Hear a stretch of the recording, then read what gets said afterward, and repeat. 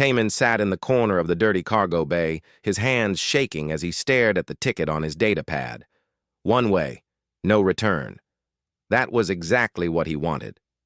The freight hauler would leave in 2 hours, heading to the void reaches where nobody asked questions and nobody cared about your past.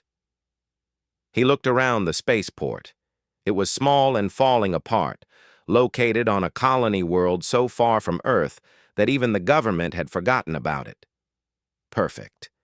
He had been running for a year now, jumping from world to world, taking whatever work he could find. Construction, security. Once, he even washed dishes in a restaurant that served food to 7 different alien species. But the nightmares followed him everywhere. Every time he closed his eyes, he saw them. His squad, screaming, dying, the fire and the blood at Arcturus Station. He was supposed to save them. He was their sergeant. Instead, he watched them die one by one while he made choices that felt like guesses. The war ended 10 years ago. Everyone else moved on. Everyone else celebrated. But Taman could not forget, could not forgive himself. So he ran. And now he would run so far that maybe, finally, the ghosts would stop following. A voice crackled over the spaceport speakers. Freight hauler Destiny's End now boarding. All passengers report to Dock 7. Taman grabbed his small bag. Everything he owned fit inside. He did not need much anymore, just enough credits for cheap food and cheaper alcohol. That was his life now. He stood up and walked toward the dock, joining a small group of travelers. Most looked like him, people running from something, people who wanted to disappear. The ship was old and ugly. Rust covered parts of the hull. The engines made strange noises, but it would fly, and that was enough. Taman walked up the ramp and found a seat in the passenger section. There were only 12 seats, all of them uncomfortable. He sat down and closed his eyes. 3 days. In 3 days, he would be in the void reaches. In 3 days, he could start forgetting. The ship shook as the engines fired up. Taman felt the familiar pressure as they lifted off and broke through the atmosphere.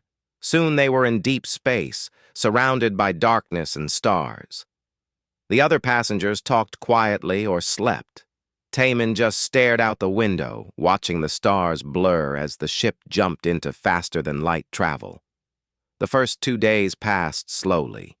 Taman barely ate. He barely slept. When he did sleep, the nightmares came. He would wake up sweating, his heart pounding, thinking he heard his squad calling for help. But there was only silence and the hum of the ship's engines. On the 3rd day, everything changed. Alarms started blaring. Red lights flashed throughout the ship. Taman jumped to his feet, his soldier instincts taking over. The other passengers panicked, shouting and asking what was happening. The ship's captain came over the intercom, his voice tight with fear.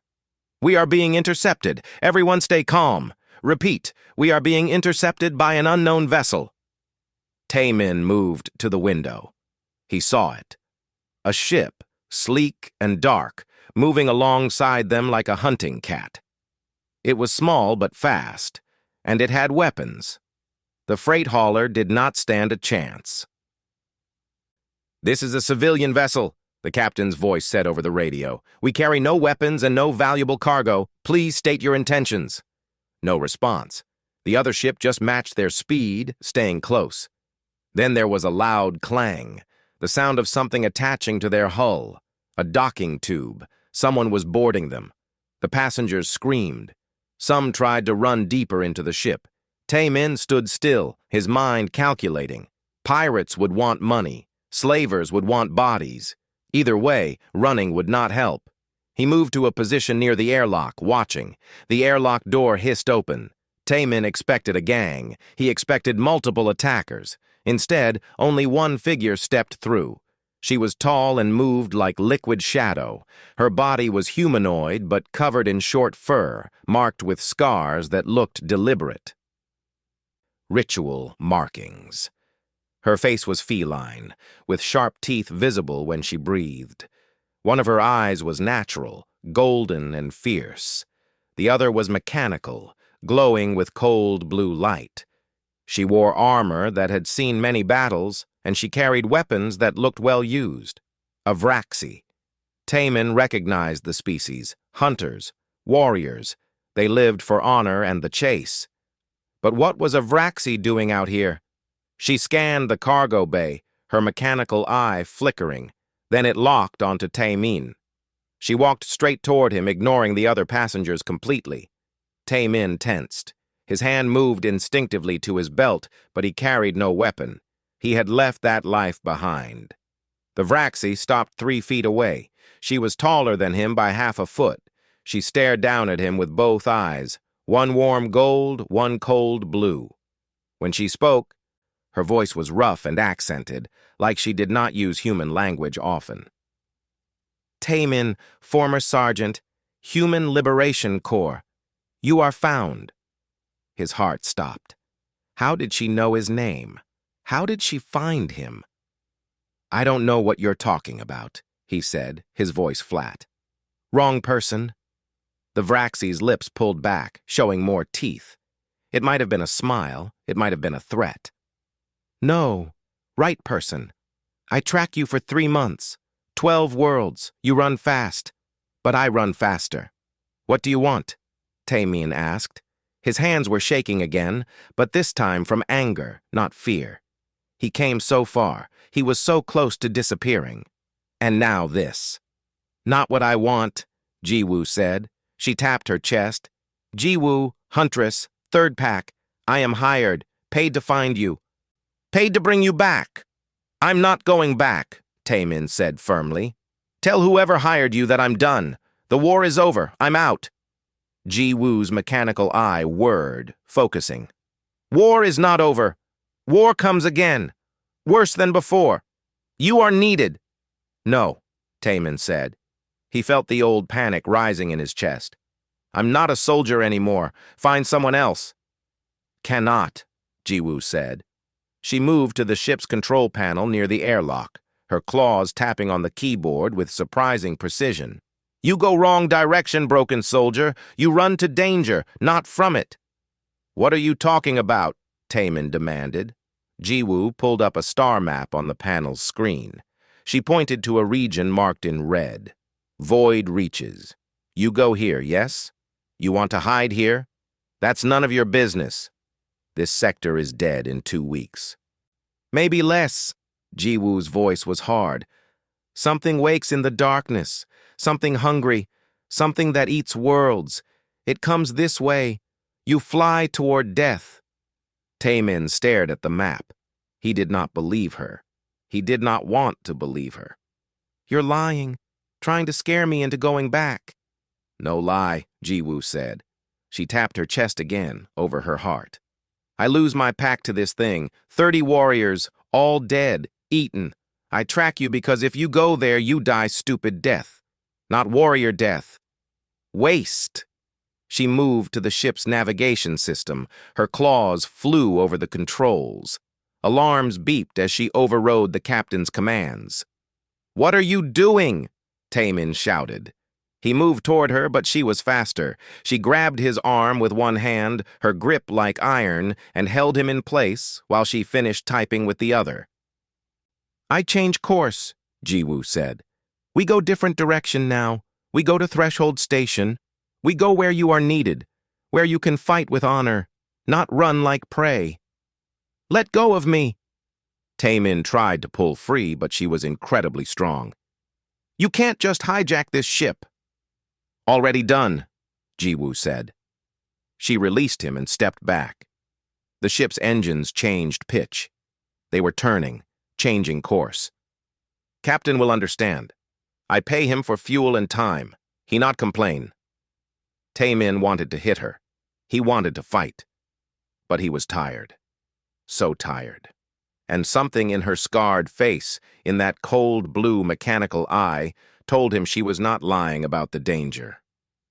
Why? He asked quietly. Why do you care if I die out there? Jiwoo looked at him for a long moment. Because I watch you. I study you.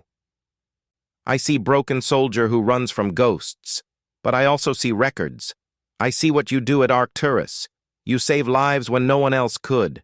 You think, you adapt, you survive impossible thing. She tapped the side of her head. You have gift. Gift needed now.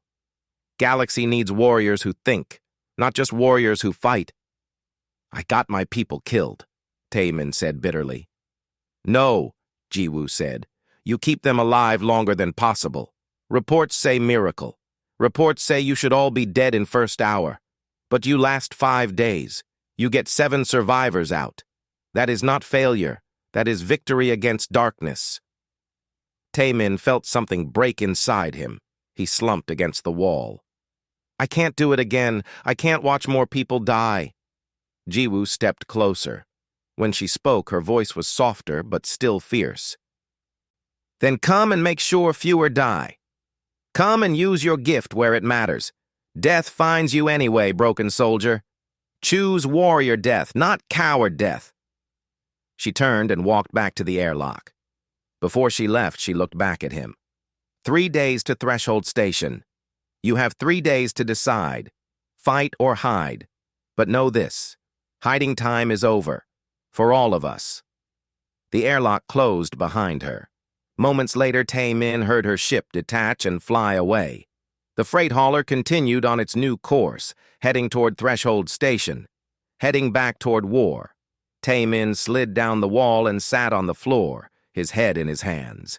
He had bought a one-way ticket to escape. Now he was on a one-way journey back to everything he feared most. And the scarred Huntress was right. He was going in the wrong direction. The 3 days aboard the freight hauler felt like 3 years. Taemin spent most of his time alone, avoiding the other passengers who whispered and stared at him. They had all seen the Vraxi Huntress.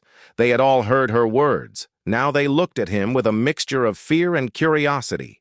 He tried not to think about where they were going. He tried not to think about Threshold Station, about the military, about war. But it was impossible.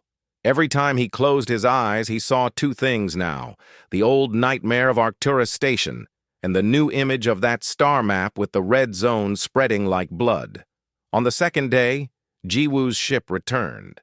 It flew alongside the freight hauler like a guardian, or perhaps like a prison guard making sure he did not escape. Taemin watched it through the window and wondered what kind of warrior tracks a single man across 12 worlds just to drag him back to a war.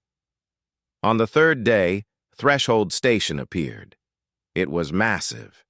Taemin had seen military stations before, but nothing like this. It looked like someone had built a city in space and then covered it with weapons. Huge defense platforms surrounded it like moons. Warships of different designs from different species floated in organized formations around the central structure. Fighters zipped between the larger vessels like insects. The freight hauler's captain spoke over the intercom, his voice respectful now instead of afraid. Threshold Station traffic control has cleared us for docking at Civilian Port 7. Military escort will meet us there. Taemin felt his stomach tighten. Military escort, of course. He stood up and grabbed his bag, even though there was nowhere to run. The ship docked smoothly. The airlock opened and Taemin saw them immediately. 4 soldiers in clean uniforms, 2 human and 2 from species he did not recognize. They stood at attention, professional and alert. And beside them, Jiwoo waited. She looked the same as before, scarred, armed, and completely calm.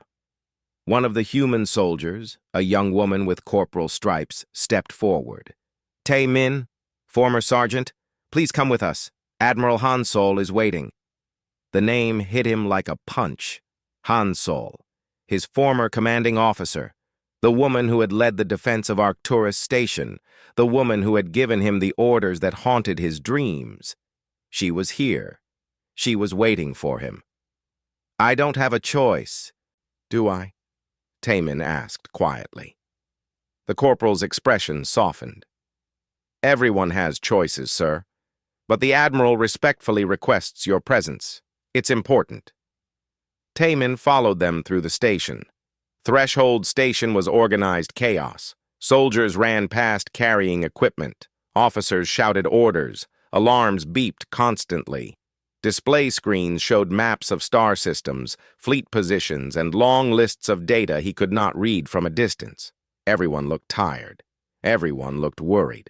They entered a transport tube that shot them through the station at incredible speed. When they emerged, they were in the military command section. The walls here were reinforced metal. Guards stood at every intersection. The corporal led him to a large door marked Fleet Command and pressed the entry button. "Come in," a woman's voice said from inside. The door opened. The office beyond was simple and functional. One desk covered with datapads and holographic displays. One chair behind it.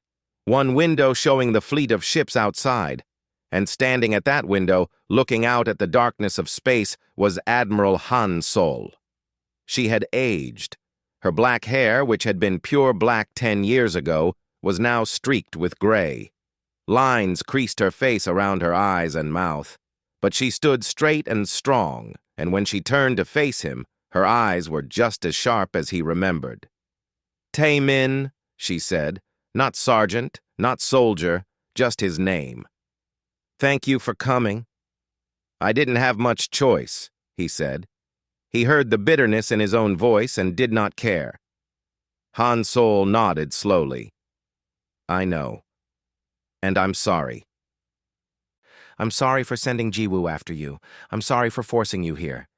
But I'm not sorry for what I'm about to ask you to do."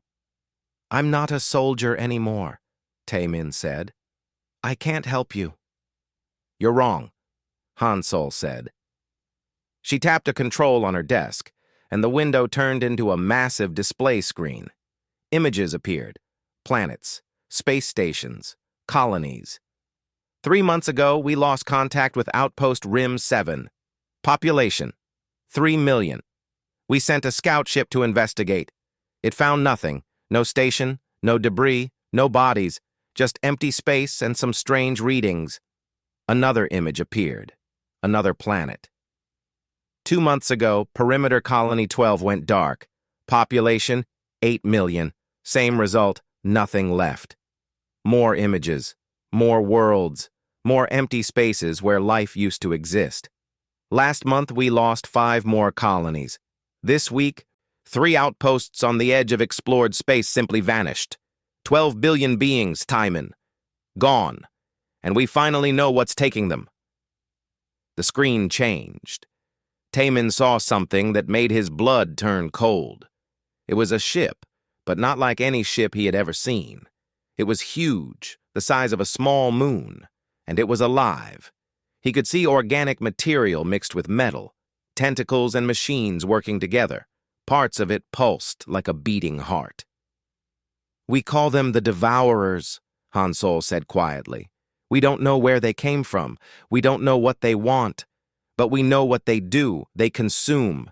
Planets, stations, ships, people, everything. They break it down and add it to themselves. They're growing. And they're coming toward consortium space."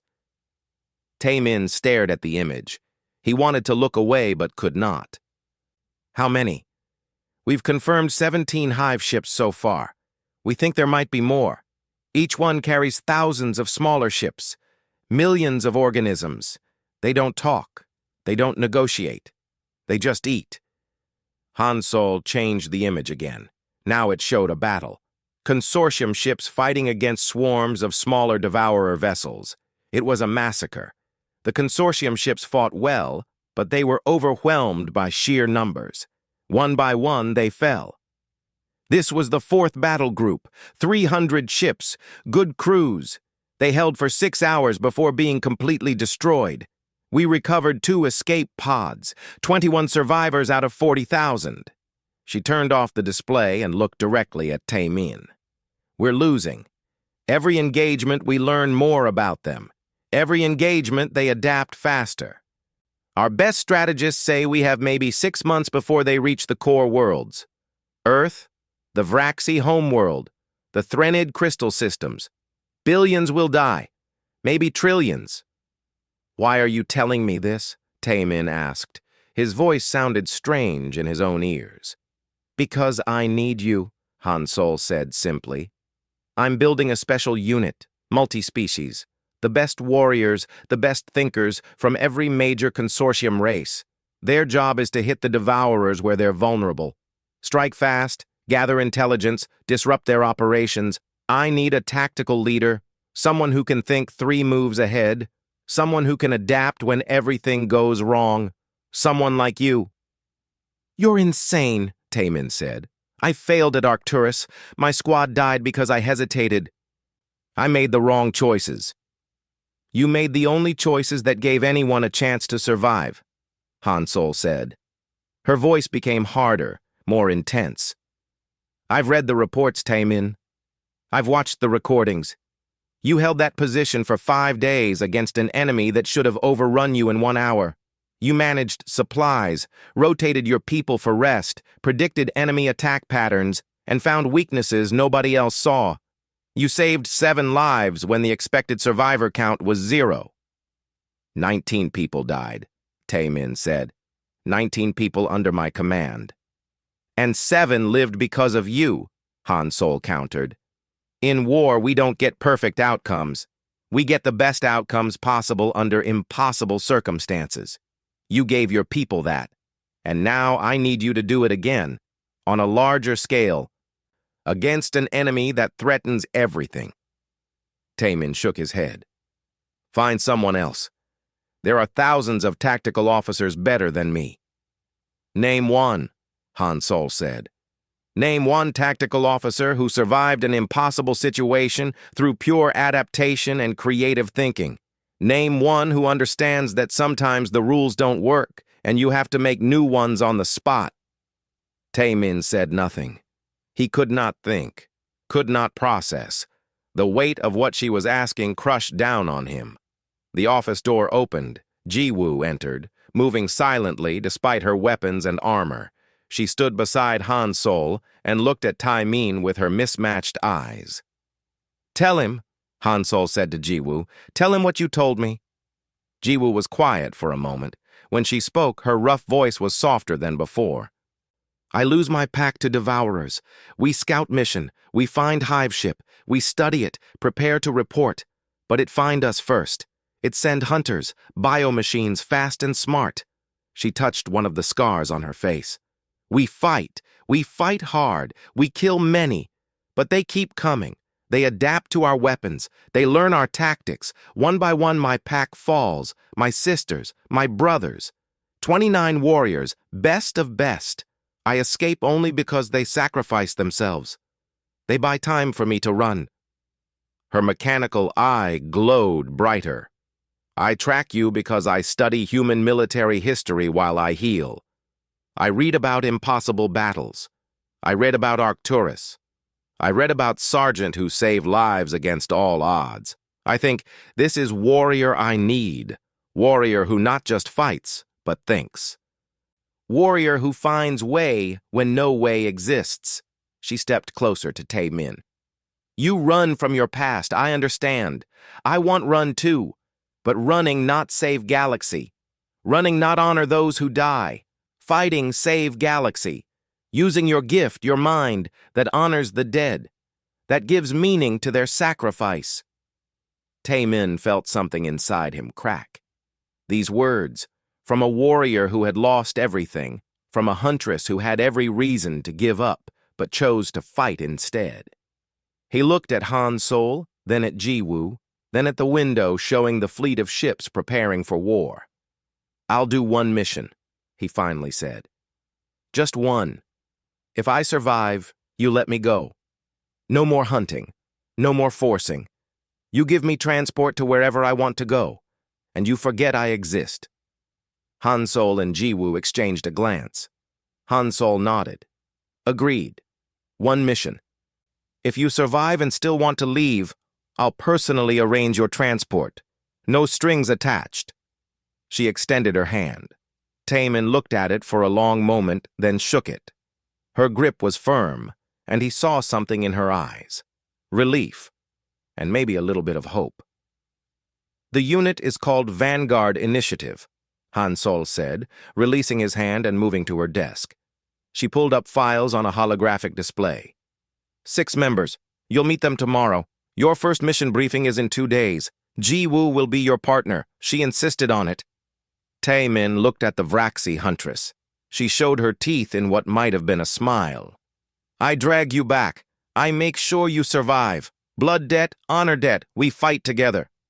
Great, Tae-min said dryly. I get a babysitter. No, Ji-Woo said. You get pack sister. Better. Hansol handed Tae-min a datapad with his quarters assignment and access codes. Get some rest, eat. The medical bay can help with the nightmares if you want. And Tae-min? She waited until he looked at her. Thank you. I know this costs you. But you're saving lives. More than you know. Tae-min left the office with Ji-Woo following close behind. As they walked through the station's corridors, surrounded by soldiers preparing for war, he felt the old familiar weight settling on his shoulders. The weight of responsibility. The weight of command. The weight of knowing that his decisions would determine who lived and who died. He had bought a ticket to run away from this weight. Now he was carrying it again, and somehow a scarred huntress with kind words and fierce eyes had convinced him this was the right direction after all. The briefing room was smaller than Tae-min expected. Just 6 chairs arranged in a circle, a holographic projector in the center, and walls covered with star charts and tactical displays.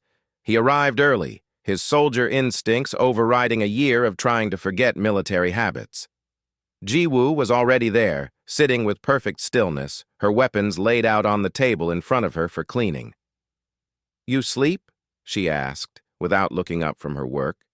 Some, Tae-min lied. He had spent most of the night staring at the ceiling of his quarters, thinking about the hive ships and the billions of missing people. Liar, Ji-Woo said, still not looking at him. I hear you walking, pacing, human habit when worried. Are you watching me now? Tae-min asked, irritated. Your quarters next to mine. I request this. Walls are thin. She finally looked up, her mechanical eye whirring softly. You are Pack sister now. I watch Pack. Before Tae-min could respond, the door opened and 3 people entered together, talking quietly.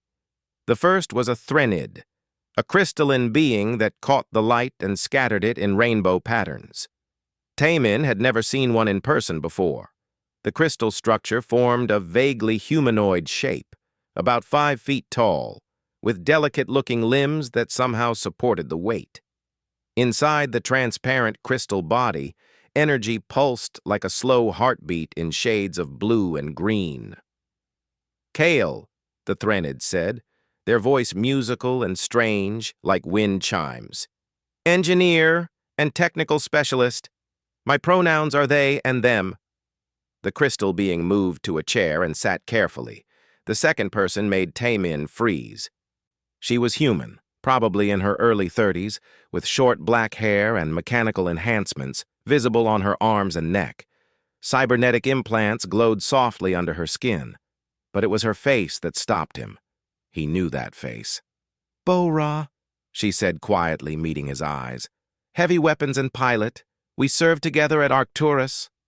Tae-min's mind raced back. Yes, Bo-Ra. She had been a private in his squad.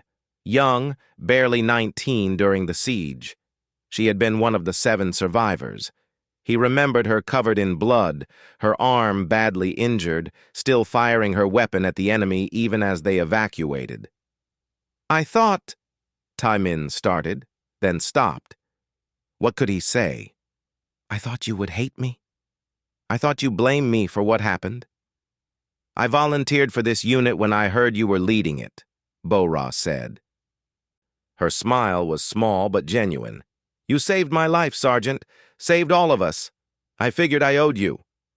The third person cleared his throat. He was massive, nearly 7 feet tall, with scaled skin in shades of deep green and brown, a Korvaxian, built like a tank with arms that could probably bend metal. His face was reptilian, with intelligent eyes and a mouth full of sharp teeth. When he smiled, it looked dangerous. Vesh, he said, his voice deep and rumbling. "Demolitions expert. I blow things up. It's what I do best." He sat down heavily, the chair creaking under his weight. "And sometimes I tell jokes.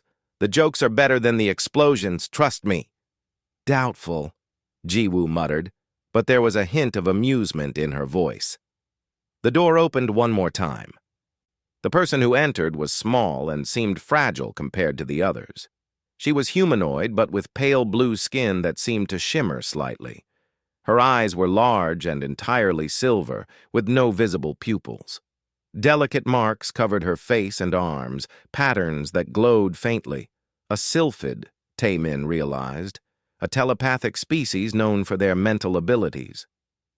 "Lyra," she said, her voice soft and musical. She touched her temple lightly. "I am the team's mental support. I can link our minds during operations, allowing instant communication and coordination." She looked at Taemin and smiled gently. "And before you worry, I do not read thoughts without permission. I sense emotions, but I keep them private." "Thank you," Taemin said. He appreciated the clarification, the idea of someone reading his thoughts. Seeing his guilt and fear made him uncomfortable. Admiral Hansol entered last, along with two other officers. They carried data pads and looked serious. Hansol stood in the center of the circle, looking at each team member in turn. "Vanguard Initiative," she said. "You 6 represent the best tactical assets from 6 different species. Your mission is to strike at the Devourers before they can reach our main defensive lines. You will gather intelligence, disrupt their operations, and find weaknesses we can exploit." She paused.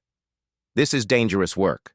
The survival rate for units engaging the Devourers directly is less than 30%. I will not order you to do this. I am asking for volunteers." Silence filled the room. Then Vesh raised one massive hand. "I volunteer. Someone needs to blow up these monsters." "Might as well be me." "I volunteer," Kale said, their crystalline voice clear. "My people owe a debt to the consortium. We will pay it." "I volunteer," Bo-Ra said, looking at Taemin. "I survived once because of good leadership. I trust that leadership again." "I volunteer," Lyra said softly. "I am afraid, but fear without action is useless. I choose action." "Already volunteer," Jiwoo said. "Long time ago. When Pack dies, I swear to fight until enemy dies or I die. Simple." Everyone looked at Taemin. He felt the weight of their eyes. These 5 people were volunteering for a suicide mission, and they expected him to lead them. The old panic started to rise in his chest. What if he failed again? What if his decisions got them killed? Then he looked at each of them. Vesh, relaxed and confident despite the danger. Kyle, calm and ready. Bo-Ra, who trusted him even after Arcturus. Lyra, afraid but choosing to fight anyway. And Jiwoo, who had lost everything but still believed in honor and duty. "I volunteer," Taemin said.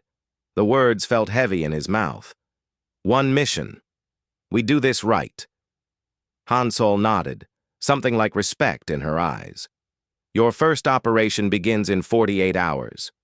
Your target is a Devourer scout force operating near the Helion Nebula. Intelligence suggests they're preparing that sector for the main hive ships.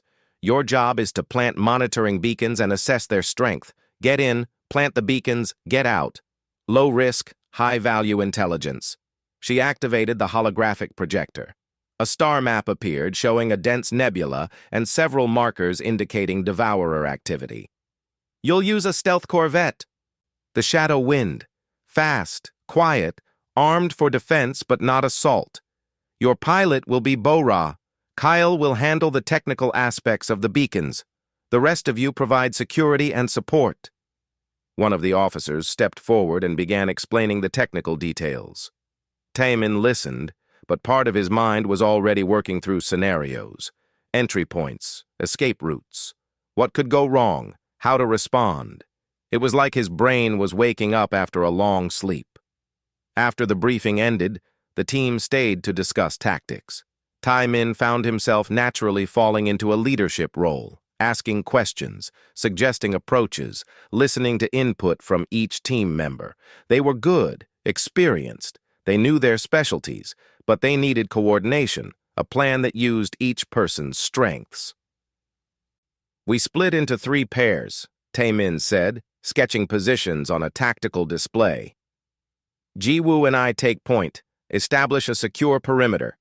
Kale and Lyra work on the technical placement, with Lyra providing mental oversight and communication. Vesh and Bo-Ra maintain the corvette and cover our extraction. If anything goes wrong, Vesh can provide mobile support while Bo-Ra gets the ship ready for emergency departure." "What about enemy contact?" Vesh asked. "Do we engage or evade?" "Evade first," Tai Min said. "We're gathering information, not looking for a fight. But if we're cornered, we hit hard and fast, then withdraw immediately. Our survival is more important than perfect data." "Agreed," Jiwoo said. "Live warriors bring information. Dead warriors bring nothing." They spent 3 hours planning, going through scenarios, discussing equipment and tactics. Slowly, Tai Min felt something unexpected. These people were becoming a team. They listened to each other. They adapted their ideas based on input. They showed respect and trust. Bo-Ra approached him as the meeting broke up. "You look like yourself again," she said quietly. "At Arcturus, even when everything was falling apart, you had this focus, this certainty. I see it now. I missed it." "I'm not certain about anything," Tai Min admitted. "Maybe not inside," Bo-Ra said.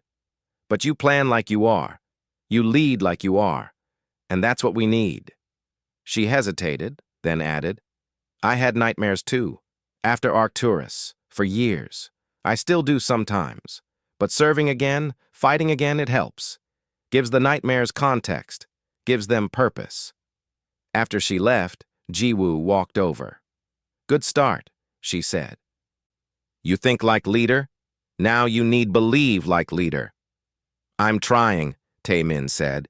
"Try harder," Jiwoo said, but her tone was gentle. "Team believes in you. Even Bo-Ra, who see you at worst time, she still follows. That means something. You earn trust once. You can earn again." The next 48 hours passed in intense preparation. The team trained together, learning each other's combat styles and communication patterns. Lyra practiced linking their minds, creating a mental network that allowed instant sharing of information. It felt strange at first, feeling the presence of 5 other minds touching his own. But Tai Min saw the tactical advantage immediately. In combat, this could save lives. Kyle showed him the monitoring beacons. They were small, barely the size of a fist, but packed with sophisticated sensors. "Plant these in 3 locations," Kyle explained, "and we create a triangulation network. We will know everything the Devourers do in this sector." Vesh demonstrated his explosives, handling the dangerous materials with surprising delicacy despite his huge hands. "These are backups," he said. "If we need to make noise and run away very fast, I can make that happen." On the morning of the mission, Tai Min stood in the equipment bay, checking his gear one last time.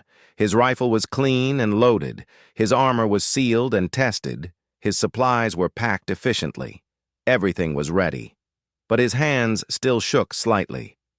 "Nervous is good," Jiwoo said, appearing beside him silently.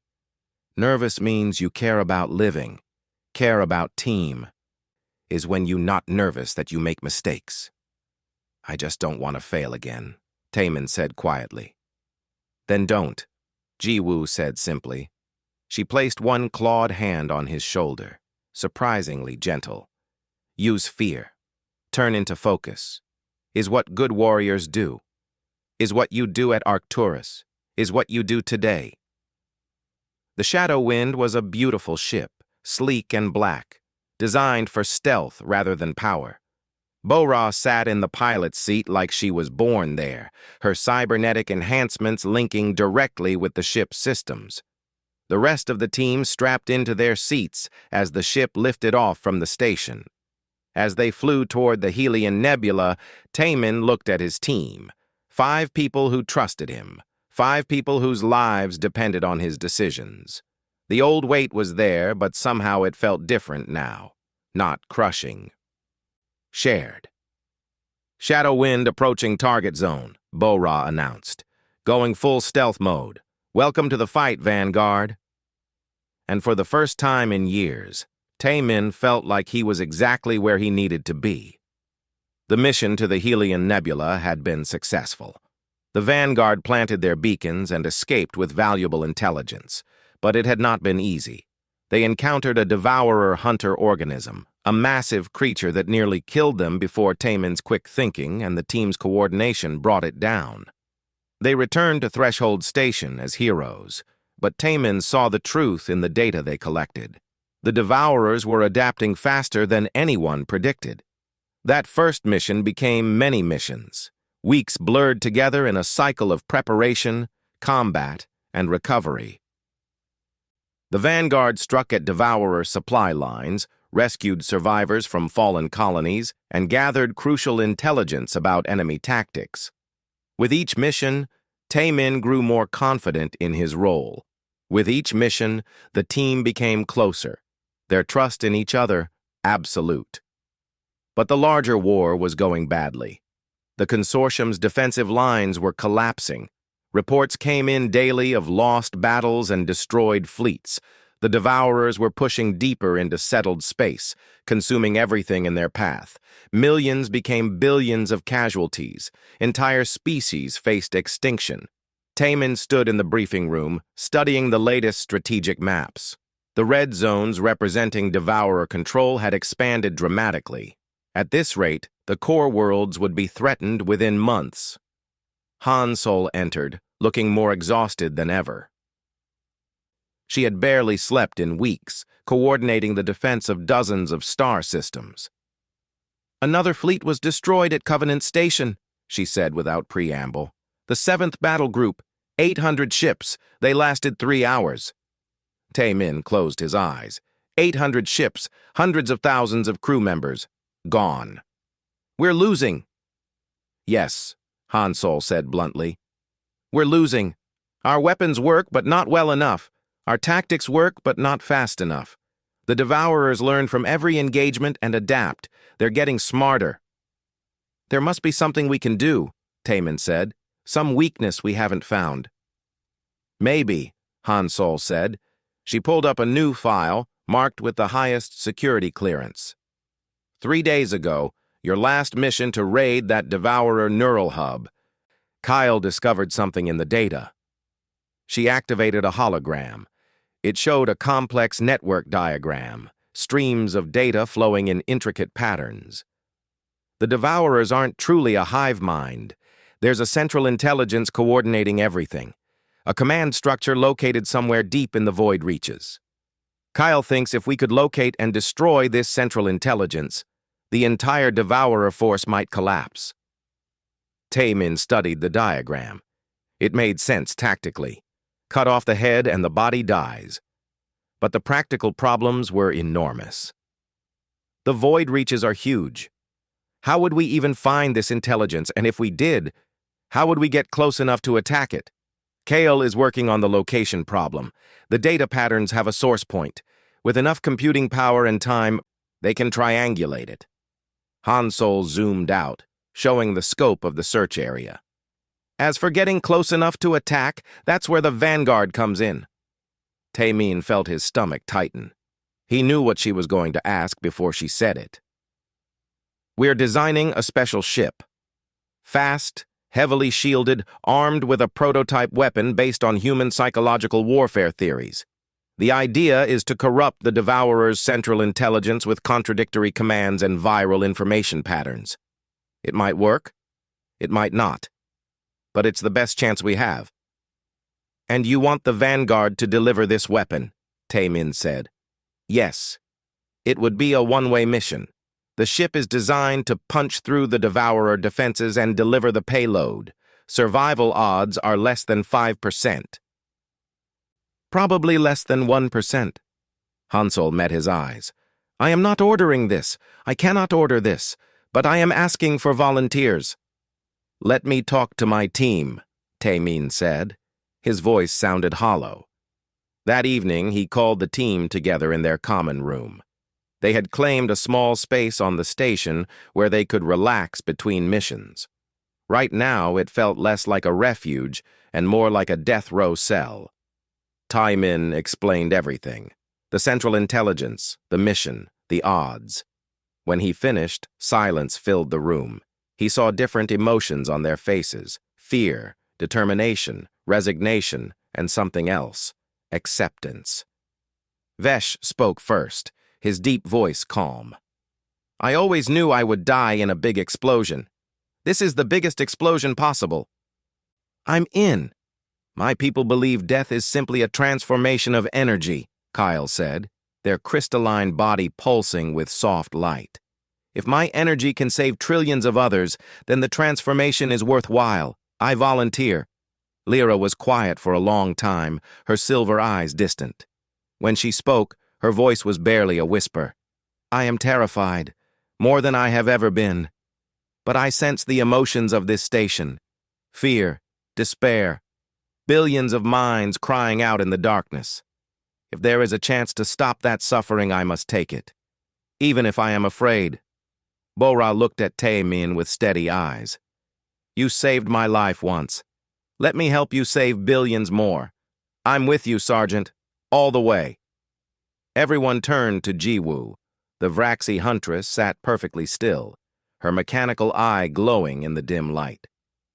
I lose my pack to these monsters. I swear revenge. I swear to fight until they die or I die. This mission, this is good death, warrior death. I strike at heart of enemy. I make them pay for my sisters and brothers. Yes, I volunteer. Finally, they all looked at Taemin. He felt the weight of their trust, their loyalty, their willingness to follow him into death itself.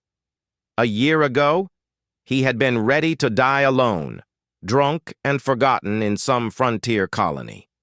Now he had a team who believed in him, a purpose that mattered, a chance to save countless lives. I volunteer, he said. I came back from running to lead you. Might as well lead you all the way. The next weeks were intense. Engineers built the ship, which they named Last Hope. Scientists refined the viral weapon. The Vanguard trained for the mission profile, running simulations over and over. They practiced emergency procedures. They memorized the layout of theoretical devourer structures based on intelligence data. They prepared for every scenario they could imagine. Kyle finally located the Central Intelligence. It was inside a structure they called the Primary Hive, a massive construct that made regular hive ships look tiny. It was surrounded by thousands of defensive vessels and protected by layers of bioorganic shielding. Getting close would be nearly impossible. Getting inside would be suicide. But that was the mission. On the night before launch, Taemin could not sleep. He walked the station's observation deck, looking out at the stars and the fleet preparing for war. He thought about his squad at Arcturus. He thought about all the people who had died in this war. He thought about all the people who might live if they succeeded. Cannot sleep either. Jiwoo's voice came from behind him. She walked over and stood beside him, looking out at the same stars. Is normal. Before Big Hunt, warriors stay awake. Think about life. Think about death. Think about meaning. What meaning do you find? Taemin asked. Jiwoo was quiet for a moment. Pack, honor, purpose. I lose my pack, but I find new pack. You, Bora, Kale, Vesh, Lyra. We are pack now. We hunt together. We die together. That is meaning. That is good.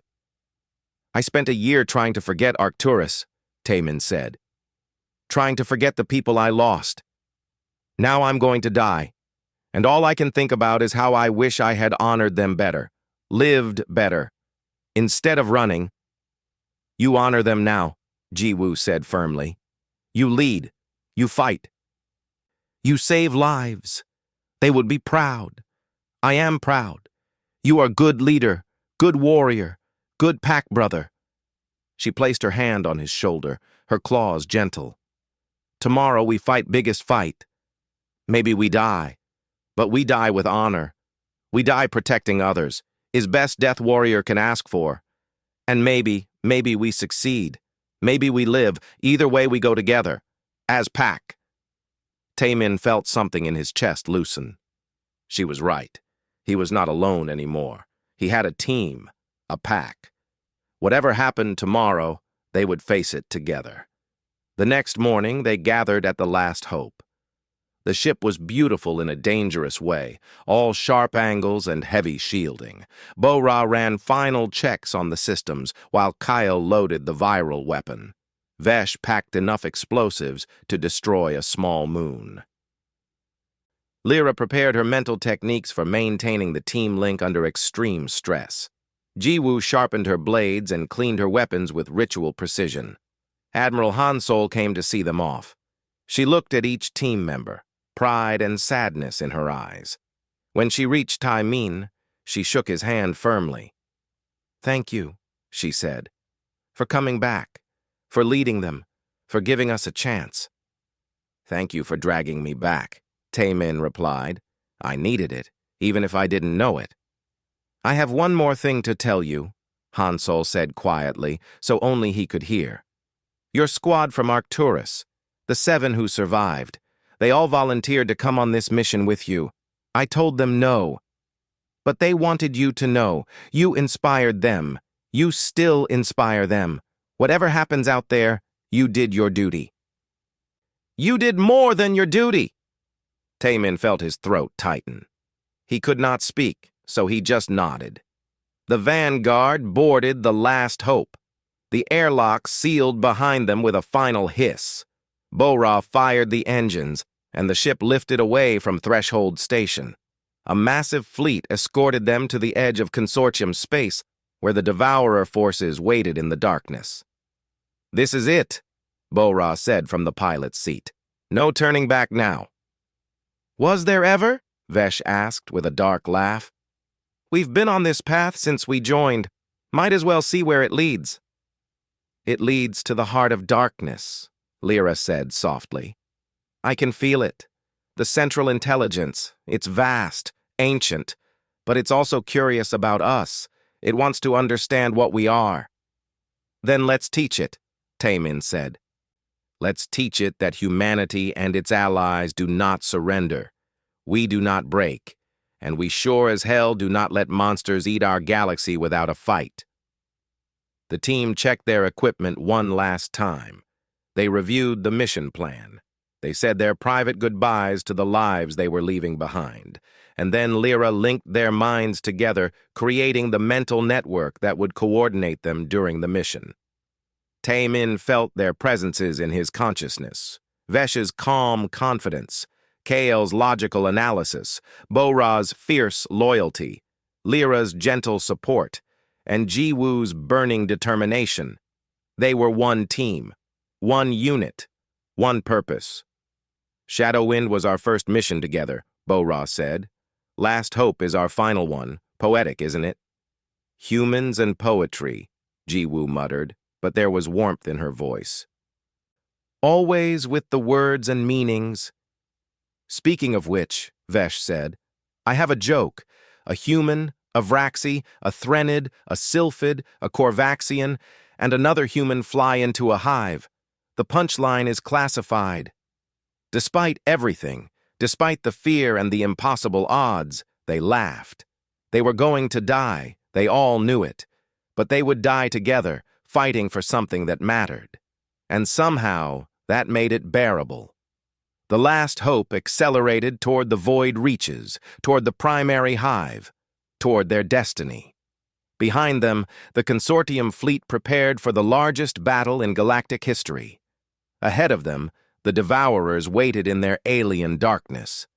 Taemin looked at his team, his pack, and felt something he never expected to feel again. Peace. He had run from his past, from his guilt, from his responsibility. But Jiwoo was right. He had been running in the wrong direction. Now, finally, he was running towards something worth dying for, and if they succeeded, maybe he would even live to see the light again. The journey to the primary hive took 6 days. 6 days of flying through space that had been consumed and transformed. Once, these systems held living worlds with cities and forests and oceans.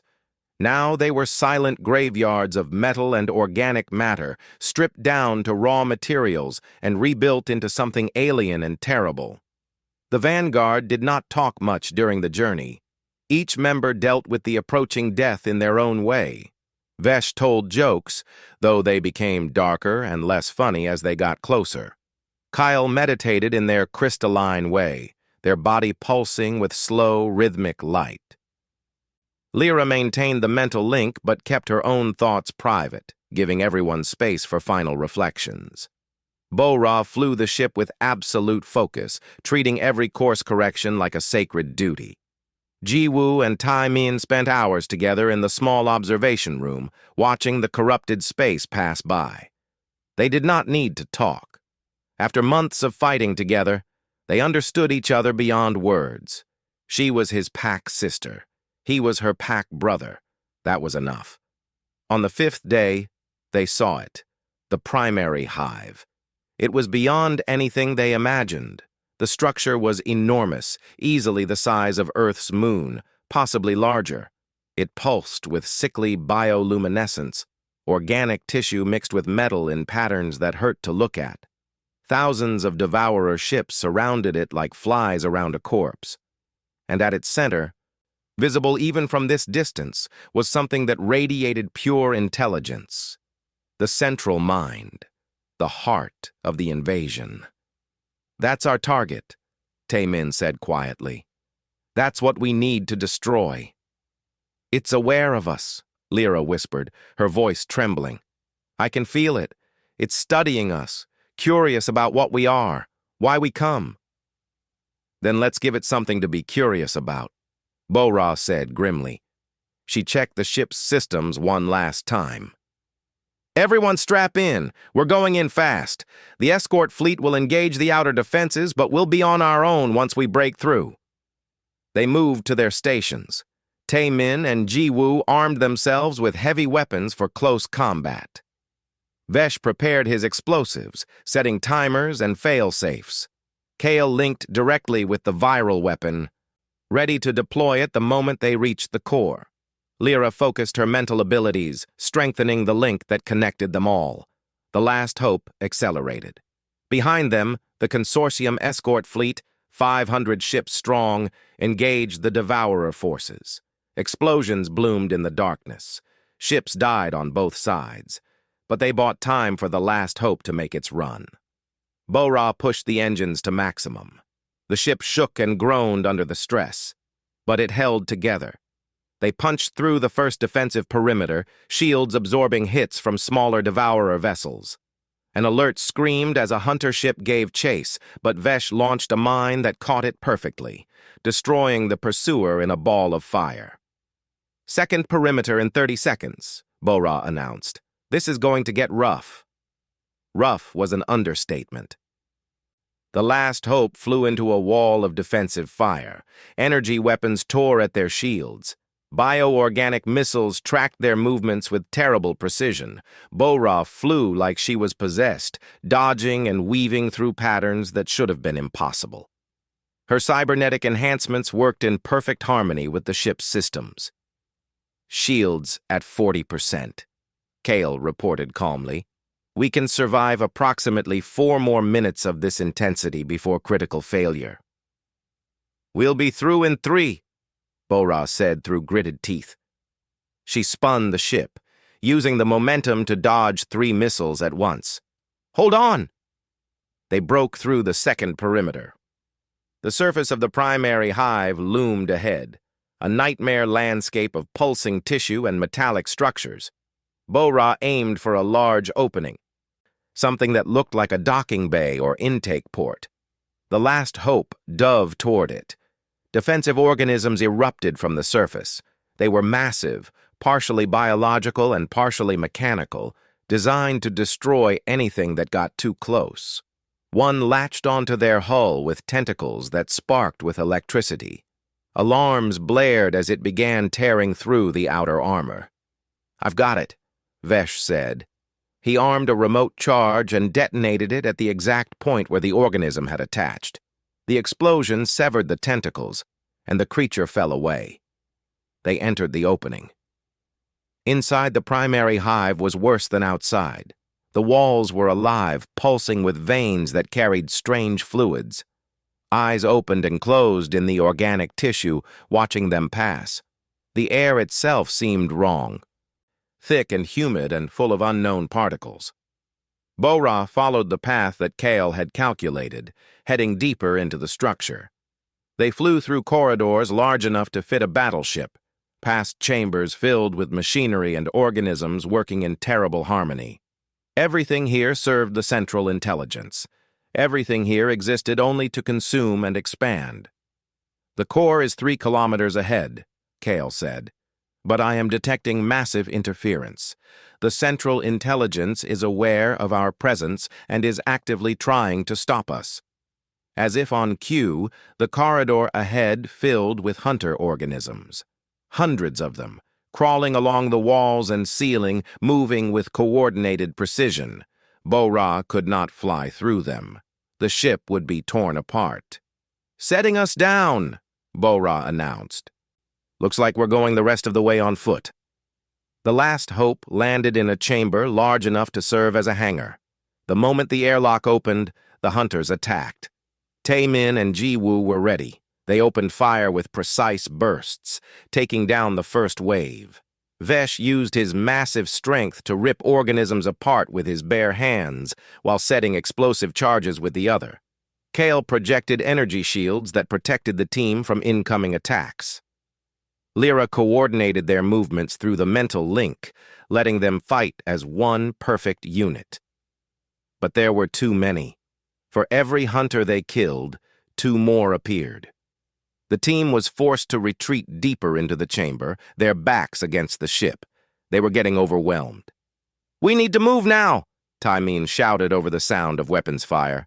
"Kale, can you get us to the core?" "Yes, but we must abandon the ship," Kyle replied. "There is a direct route through the organic structure. I can guide us." "Then we go," Taemin decided. "Vesh, seal the ship's reactor for remote detonation. We might need it as a backup." "Already done," Vesh said with a fierce grin. "I always plan for the biggest boom possible." They fought their way out of the chamber and into a passageway of pulsing flesh and metal. The environment was hostile to biological life. Lyra struggled to breathe in the thick atmosphere. Bo-Ra's cybernetics sparked from the strange particles in the air, but they pushed forward, following Kale's guidance through the nightmare maze. Hunters pursued them constantly. Jiwoo and Taemin covered the rear, working in perfect synchronization. She would strike from the left while he fired from the right. He would reload while she provided covering fire. They had practiced together so many times that their movements were like a deadly dance. A massive organism, bigger than the others, blocked their path. It was armored with thick plates and bristled with weapons. Vesh charged it head-on, using his body as a battering ram while planting charges on its armor. The explosion killed the organism but sent Vesh flying backward. He hit the wall hard, one of his arms bent at a wrong angle. "Keep going!" Vesh growled, struggling to his feet. "I'll hold them here. Buy you time." "Vesh, no," Bo-Ra started, but the Korvaxian cut her off. "No arguments. This is my choice. My death. My explosion." He armed the remaining charges on his belt, enough to collapse this entire section. "Go. Make it count, and tell jokes about me. Good jokes, not the bad ones I told." Taemin grabbed Bo-Ra and pulled her forward. They could not afford to stop. Behind them, they heard Vesh roaring a battle cry, heard the sound of weapons and explosions. Then a massive detonation shook the entire structure. Vesh had triggered all his charges at once, bringing down the passageway and sealing it with tons of organic debris. The hunters could not follow anymore. but Vesh was gone. The team pressed on, now down to 5 members. The core was close now. Taemin could feel it through Lyra's mental link, a vast presence that pressed against their minds like physical weight. It was studying them, analyzing them, trying to understand what made them different from the countless other species it had consumed. They reached a massive chamber. The walls here were covered in neural tissue, pulsing with streams of data. And at the center was the heart of the intelligence itself. It was beautiful and horrible at the same time. A massive organic computer, consciousness given physical form, ancient, beyond measure, and utterly alien. Kyle moved forward to deploy the viral weapon, but the intelligence was ready. The floor erupted with tendrils that wrapped around Kale's crystalline body, lifting them into the air. The Threnid struggled, but the grip was too strong. "Deploy the weapon," Kale said calmly, even as cracks appeared in their crystal form. "I will interface directly. It is the only way to ensure proper integration." "That will kill you," Lyra said, her voice breaking. "Yes," Kyle agreed, "but I am already dying. The tendrils are breaking my structure. Better to die with purpose." They closed their connection to the weapon, forcing the viral code directly into the neural tissue. "Remember me. Remember what we fought for. Tell my people their debt is paid." Kyle's body shattered, crystal fragments falling like rain. But the weapon was activated. Taemin could see the viral information spreading through the neural tissue like infection, corrupting the clean patterns with chaos. But it was spreading too slowly. The intelligence was fighting back, trying to isolate and purge the infection before it could spread to the entire network. They needed more time. They needed a massive energy surge to force the viral code through every connection at once. "The ship's reactor," Bo-Ra said suddenly. "If we detonate it here, the energy surge will propagate the virus through the entire hive." "That's back through the collapsed passageway," Taemin said. "Even if we could get there in time, the detonation would kill whoever triggers it." "I know," Bo-Ra said. She looked at him with calm eyes. "You saved my life at Arcturus. Let me save billions more now." Before anyone could stop her, she turned and ran back the way they came, her cybernetic enhancements giving her impossible speed. "Bo-Ra, wait!" Taemin shouted. But she was already gone. Through the mental link, he felt her determination, her peace. She reached the sealed passageway and began digging through the debris with her enhanced strength. She reached the ship. She accessed the reactor, and then she sent one final message through the link. "It was an honor serving with you, Sergeant. Tell my family I died well." The explosion was massive. It tore through the primary hive like thunder, and the energy surge did exactly what Bo-Ra intended. The viral code exploded through every neural connection, overwhelming the intelligence's ability to resist. Taemin felt it through the mental link, felt the vast consciousness begin to fracture and fail. But they were not done yet.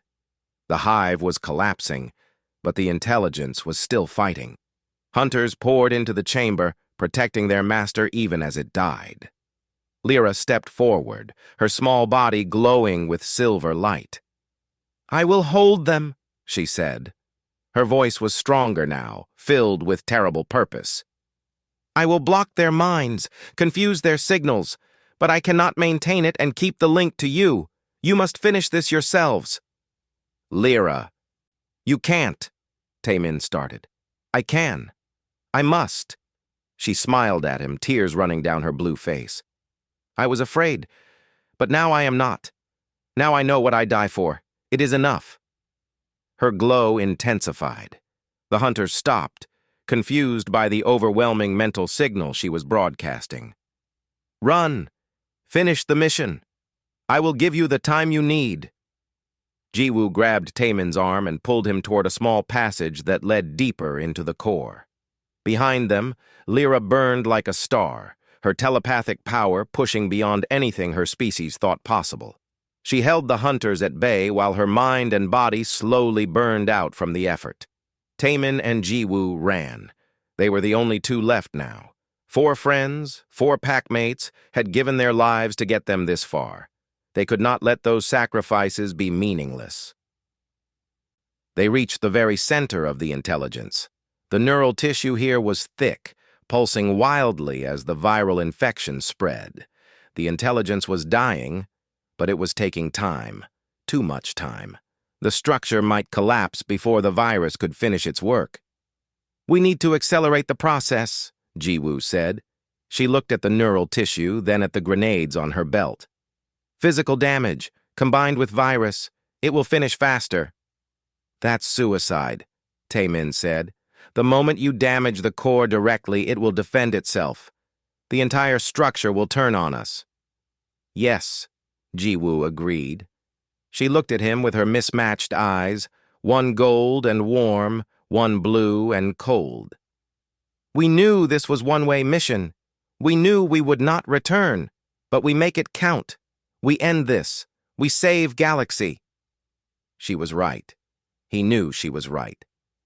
But she was also his pack sister, his friend, the person who had dragged him back from the edge and showed him what he was fighting for. "Together," Taemin said. "We do it together." Jiwoo's mouth opened in what might have been a smile. Together. As pack. As warriors. As friends. They armed every explosive device they had left. They aimed their weapons at the critical neural nodes, and together, they struck at the heart of the intelligence. The response was immediate and overwhelming. The entire chamber came alive with defensive systems. Energy weapons fired from the walls. Organisms burst from hidden openings. The neural tissue itself reached out with electrical discharges that burned and paralyzed. Taemin and Jiwoo fought like demons. They threw grenades into the neural tissue, watching infection spread. They fired their weapons until they ran dry, then used melee weapons. Jiwoo's claws tore through organic circuits while Taemin smashed control nodes with the butt of his rifle. Jiwoo took a hit, a blast of energy that burned through her armor and deep into her side. She fell but kept fighting from the ground, her claws still shredding everything in reach. Taemin dragged himself to her side, his own body broken and bleeding from a dozen wounds. "We did it!" Jiwoo gasped, looking at the neural tissue. The viral infection was accelerating now, spreading faster than the intelligence could contain. "We kill it!" "Yeah," Taemin said. He could barely breathe. "We did." The chamber shook violently. The primary hive was dying. Soon it would collapse completely, taking everything inside with it. Taemin tried to stand, tried to find some way for them to escape, but his body would not obey. He was done. They were both done. Jiwoo's hand found his. Her grip was weak but warm. "Good death," she said softly. "Warrior death. Honor death. You run right direction, pack brother. All the way to end." "Thanks for showing me the way," Taemin said. "Thanks for snarling at me when I needed it." They sat together in the dying heart of the enemy, holding hands like children afraid of the dark. Around them, the intelligence screamed its death across every neural pathway. Above them, throughout the galaxy, every devourer ship and organism felt that death and began to fail without coordination. Taemin thought of his squad from Arcturus. He thought of Vesh and Kale and Lyra and Bo-Ra. He thought of all the lives they had saved. And as consciousness faded, he felt something unexpected. Not fear, not regret, but peace. He had run from his past and found his purpose. He had led his team one final time. He had made the right choice at the end. The chamber collapsed. Darkness took them both. But the viral weapon did not need them anymore. It spread through the entire Devourer network, corrupting every command structure, destroying every coordinator organism. Without the central intelligence, the invasion force became mindless. Ships went dormant. Organisms became erratic and easy to destroy. The consortium forces pushed back, reclaiming lost territory, rescuing survivors. The war ended, the galaxy was saved, and 6 names were added to the memorial at Threshold Station, heroes who had run toward the darkness so others could live in the light. Years passed. The memorial became famous. People from every species came to pay respects to the Vanguard Initiative. They told stories of the broken soldier who became a leader, the huntress who showed him the way, and the 4 brave souls who followed them into death itself. Admiral Han Sol, now old and ready for retirement, stood at the memorial every year on the anniversary. She remembered her sergeant, who she had dragged back into service. She remembered telling him that he had been running in the wrong direction. She remembered being right. And deep in the ruins of the primary hive, a monitoring beacon activated. It had been damaged in the collapse, its memory corrupted, but now it restored enough function to transmit. The signal was weak and broken, but it carried something impossible. Life signs, human and Vraxi, 2 bodies in suspended animation, protected by a strange biomechanical cocoon that the dying intelligence had formed around them in its final moments, perhaps as specimens to preserve. Perhaps as a final act of curiosity about the species that had defeated it. The beacon could not say. It could only report what it found and call for help. The signal reached Threshold Station 6 months later. Han Sol, sitting in her retirement apartment and drinking tea, saw it on her personal comm device. Her cup dropped, shattering on the floor. She did not notice. She was already calling for a rescue mission, already scrambling her resources, already hoping against hope that maybe, just maybe, death had not been the end for the 2 warriors who had saved everything. A ship launched toward the ruins. It carried doctors and engineers and hope. And as it flew through the space where the Devourers once ruled, where silence had replaced horror, the crew thought about the Vanguard Initiative and the 6 heroes who had run in the right direction when it mattered most.